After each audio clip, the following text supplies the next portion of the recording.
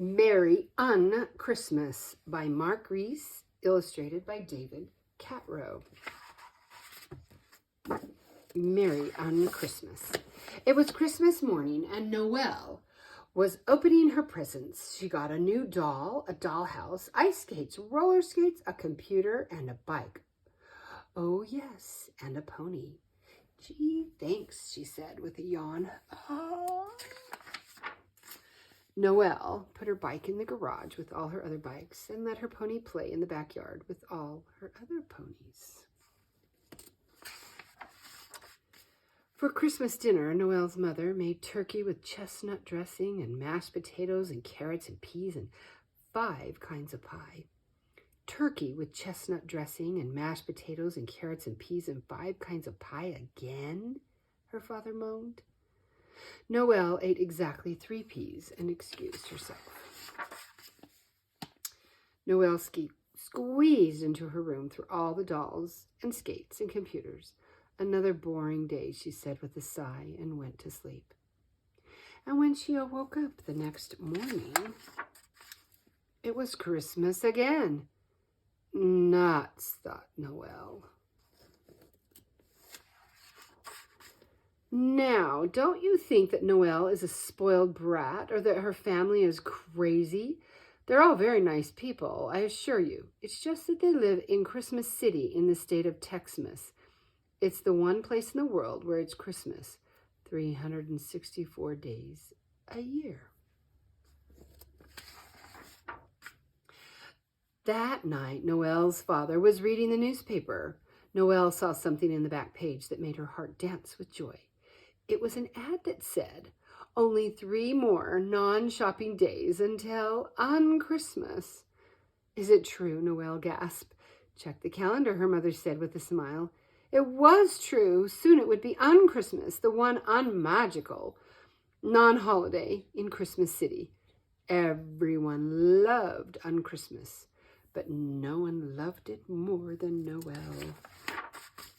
The family set to work getting ready for Un-Christmas. They undecorated the Christmas tree and took the wreath off the front door. When Father took the tree out to the street, Noelle couldn't believe how big and empty the living room looked. It's beautiful, she said.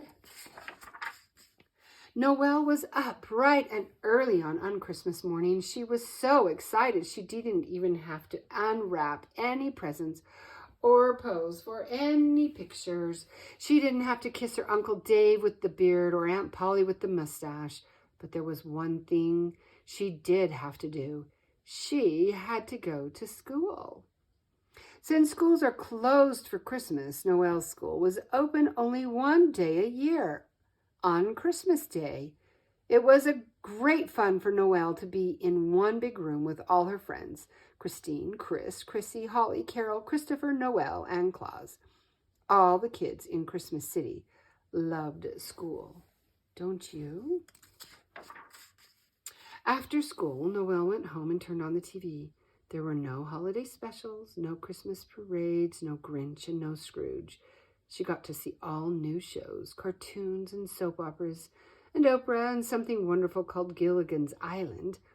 Noelle thought nothing could tear her away from the TV. But then she caught sight of a chubby man with a sack, a man who came to visit just once a year. It was the mailman. Since the post office is closed on Christmas, this was the only day he could bring mail. As the mailman emptied out his sack, Noelle sang her favorite Un-Christmas carol. There's nobody merrier than the letter carrier with the biggest bag you've ever seen, filled with lots of bills for Dad. Cheer up, Dad. Father, don't be mad. Postcards, junk mail, and some magazines. Guess what we're having for Un-Christmas dinner, said Noelle's mother. Meatloaf, said Noelle's father hopefully. Leftovers, said Noelle, licking her lips. Even better, said her mother. We're having TV dinners. And everyone cheered. After Un-Christmas dinner, Noelle and her parents went downtown for the traditional delighting of the Christmas tree. The mayor of Christmas City threw a giant switch and every light on the giant evergreen tree went out.